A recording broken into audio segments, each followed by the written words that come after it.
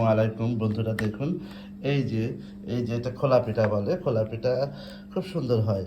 এই যে সকালবেলা নাস্তাও হয়ে যায়।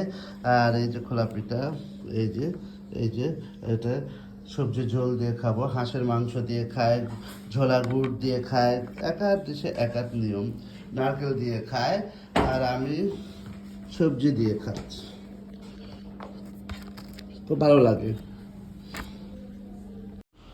এই যে দেখুন চা দিয়ে এই যে চা দিয়ে খাবো।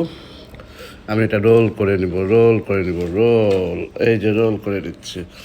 রোল করে নিয়ে এই যে চা দিয়ে এইভাবে খাবো। আসুন, এইভাবে আমি খাই,